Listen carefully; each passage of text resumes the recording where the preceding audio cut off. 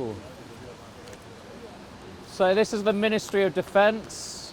If you suddenly feel a shiver, it's because of the cold and because it's a very evil building where a lot of very horrendous things are orchestrated and enabled out of. Our interest in the Ministry of Defence is sort of manifold and linked to what we've spoken about at other sites in terms of the military force and violence that is required to initiate extractive mining operations around the world. And there are two sort of ways in which the climate movement often talk about militarism and war, and one of them is emphasizing just how much money is spent on warfare every year. So it's about $1.9 trillion a year spent on war. That's 5 billion a day. The UK Ministry of Defence has a 350 billion pounds worth of budget which they spend on military hardware and software. And oftentimes that argument is made that this huge amount of money that is diverted to industries of death making would be much better served towards things that actually cultivate and nurture life on planet Earth rather than death. But one of the key arguments that we wanted to make in the Marshall Mining Report is that militarism and war is not just simply a diversion of funds to those industries away from what it needs to, but militarism is itself a very essential ingredient to the climate and ecological crises. Because like I mentioned earlier when we were talking about the nuclear weapons and Serco, none of these pieces of military hardware or even the software, it just materializes out of nowhere.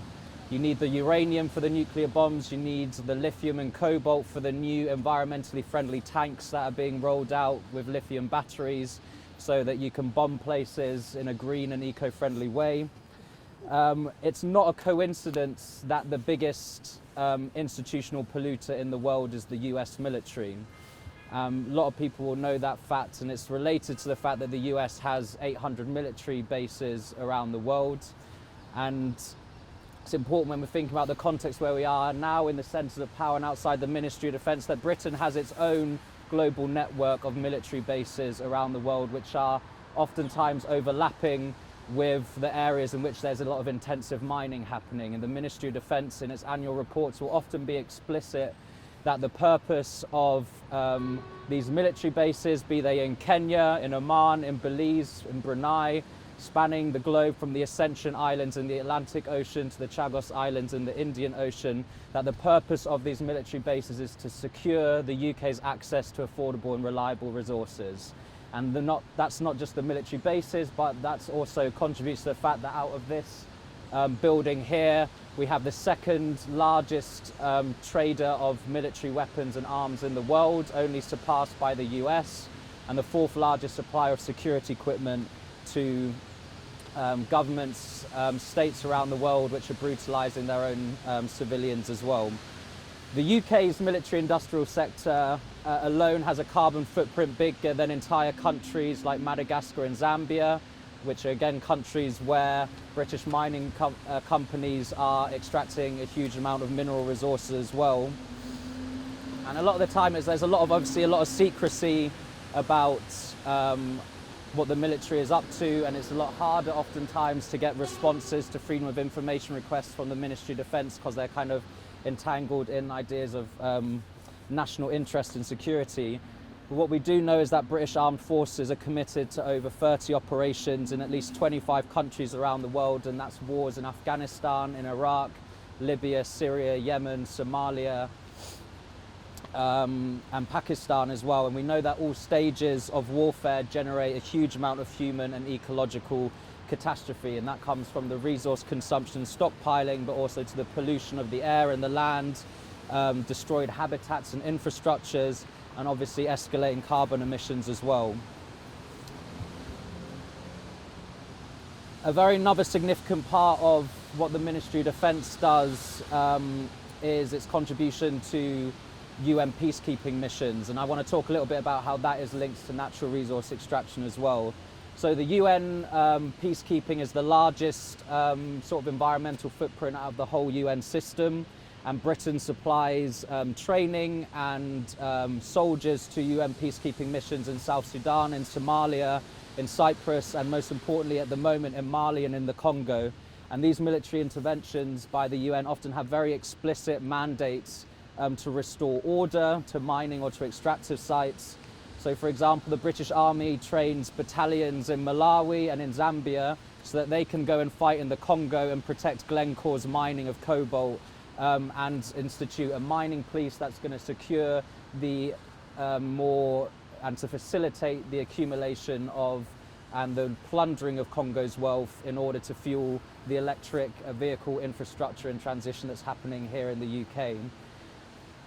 It's important to emphasise as well that what was said, sort of information from the Marshall Mining Report, is not some novel or new idea that happens to have emerged out of a group of researchers or activists here in London, but it is a very material and lived reality of a lot of the communities that we work with, who know that there is no meaningful distinction between the mining company that is taking their resources and the security companies or the army that is brutalizing and oppressing them, but that these two industries are codependent and rely on each other for their continued sustenance. If the mining companies didn't have the army and the brute force, they wouldn't get the resources. At the same time, if the arms company didn't have that easy access to that supply of resources, they wouldn't be able to fulfill their global networks of operations as well. So we're kind of witnessing multiple layers there of the ways in which these industries coordinate with each other, and obviously the fact that they're all so close to each other is a part of that. And I think the questions earlier about why they're so close to each other is interesting, and oftentimes that's because some people, there are oftentimes people at the highest level of power here in the Ministry of Defence who also serve on the boards of the mining companies, so they can leave their meetings at the Ministry of Defence and walk over to the AGM pretty easily. And that's, for example, Simon Henry, who's on the board of Rio Tinto, who chairs the Ministry of Defence Defence Board, which is the highest committee in the Ministry of Defence. So there's a kind of revolving door there as well between people who work in the mining industry and in the Ministry of Defence too. Few further things, or lastly things I want to mention about MOD while we're here is sort of the ways in which the military is responding to the climate crisis. Again, it is positioning itself very much at the forefront of a lot of the transitions that are happening, and part of that is to do with sort of the decarbonisation of military infrastructures. So we are seeing lithium-ion tanks or solar-powered drones that can drop bombs at any part around the world, or solar-powered nuclear weaponry. So we're seeing those kind of new brands of environmentally friendly weapons that are being rolled out around the world, and which the British military industrial sector is very much positioning itself as a leader on. But another way in which we need to be increasingly, or at least I think we need to be increasingly vigilant of with the military, is how the conservation of nature is increasingly being used as a pretext for military intervention in a lot of countries around the world.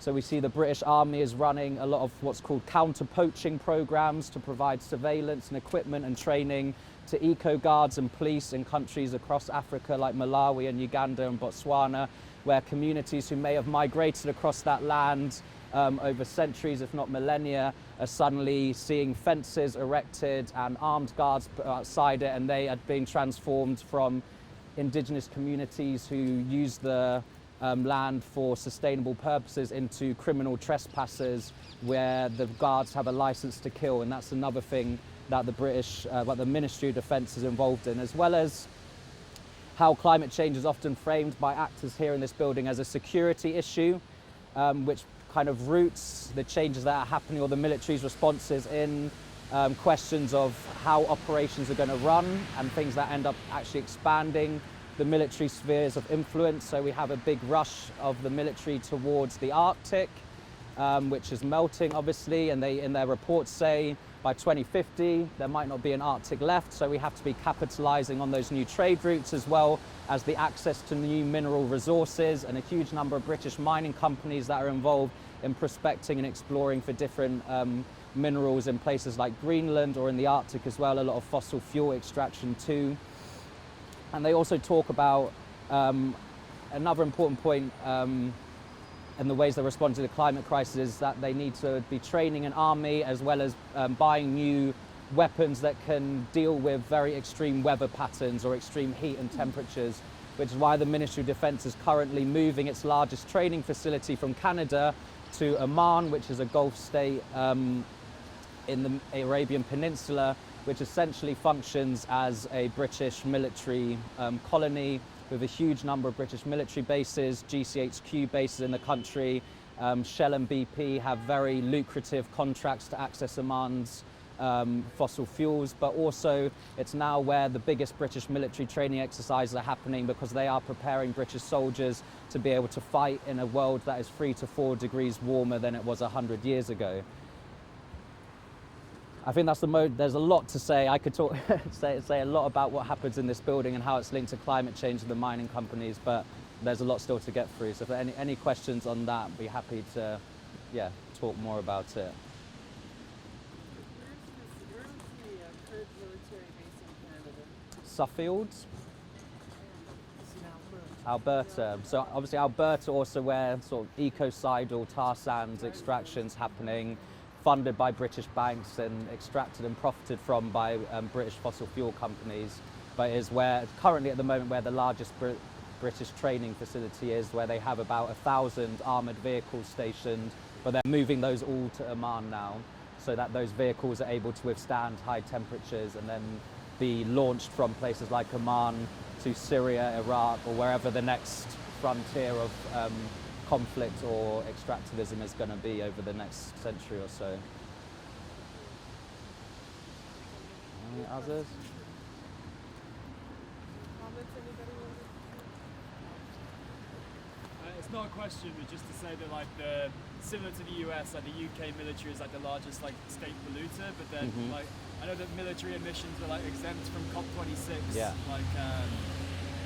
Regulations are just equations and all this stuff. So it's kind of operating as just sort of weird, not black market, you know what I mean, right? Definitely, yeah. No, I agree.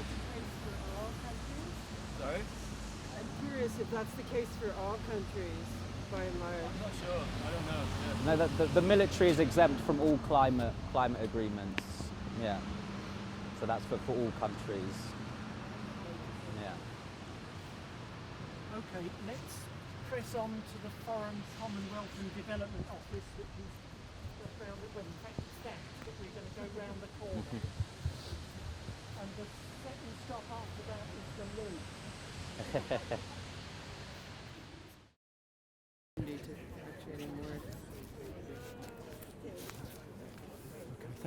Can everyone hear?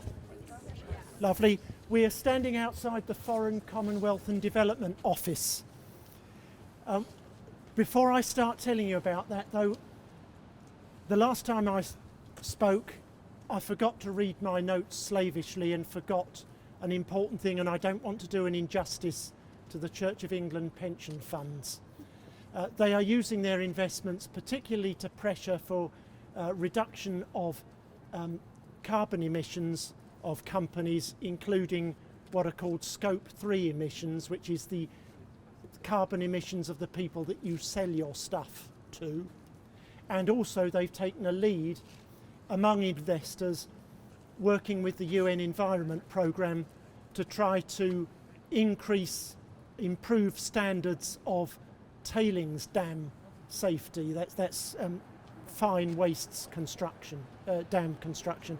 So I should have mentioned that earlier. And also Andrew wishes to add, with regard to Justin Welby, Archbishop of Canterbury, that we don't know whether or not he's repented of working at BP, so we wouldn't want to besmirch his reputation. Anyway, on to the Foreign, Commonwealth and Development Office.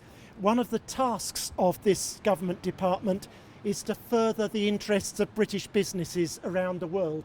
This is no secret, and when the Conservatives took over from the coalition government in 2015, the Foreign Office was told to concentrate more on business interests and less on human rights issues. There's been a certain amount of revolving doors, as Daniel was talking about revolving doors at the Ministry of Defence. There are revolving doors in the Foreign Office as well. A fairly recent British ambassador to Peru spoke up for a then UK-owned mine, Rio Blanco in Peru, which is, I think, a copper mine, then owned by Monterico Metals. And there'd been protests against Monterico Metals. The police had basically kidnapped protesters, held them at the mine site and tortured them. There's been a legal case over that. This was in 2008 or 9.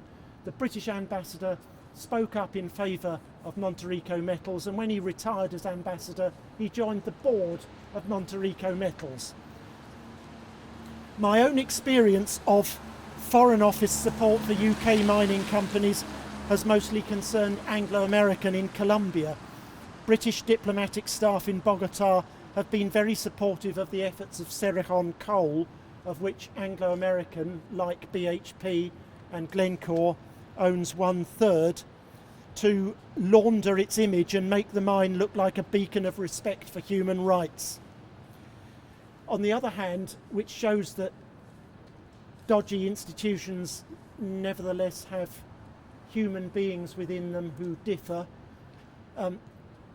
The human beings in the British Embassy in Bogota helped one of our visitors one year when he came over to an Anglo-American AGM, and while he was here received a threat that as soon as he left the airport at Bogota, when he got back, he would be killed. And we told British Embassy staff about that and said do something about it, and they contacted the Colombian government and said they were concerned about it. So instantly they're entered in diplomatic embarrassment value, and thank goodness the community leader, union leader in fact, was not assassinated when he got back to Bogota. So there can be a usefulness in the government's professed interest in human rights, because sometimes it has to do what it says it wants to do. I'm not going to say much about Anglo-American because Javiera will tell us about it later, but I want here to mention the closeness of the links between Anglo-American and the government, which is kind of illustrative of the closeness of the link between British multinational capital and people in government who run government on their behalf. One time I took representatives of communities affected by Anglo-American to meet company officials at their headquarters, which we'll be visiting at the end of this walk. And we were sent into their plush waiting room. Also waiting there was a person called Lord Mandelson, who maybe younger people among you won't have heard of Lord Mandelson. He and Tony Blair were the architects of New Labour. He was a great mover in the shadows, a very slick mover in the shadows, and very powerful behind the scenes. And he was having to wait for Anglo-American to come down and fetch him. We didn't chat while we were waiting on neighbouring couches in the same waiting room, but I thought if he has to wait for Anglo-American, it shows how powerful they are. And on another occasion when we had community representatives here, we arranged a meeting for them with the all-party parliamentary group on human rights. And it was a meeting just for them. But a representative of Anglo-American phoned the administrator of the all-party parliamentary group on human rights 7 times in the 24 hours before our meeting, saying, you should invite me, I want to come to this meeting. And when we got to the meeting, the administrator of that group was absolutely haggard and harassed. She had not folded because they have loads of meetings with Anglo-American. Anglo-American can see them any time. But the pressure that she came under, I mentioned this to the Anglo-American official concerned, and in fact I wrote about it on our website, and she contacted me to dispute the veracity of it, because she said she thought it had only been 6 times that she had phoned the person. So there's a reason why these mining companies are close to places like this. Now, we're going to go via the Loos to St James's Square.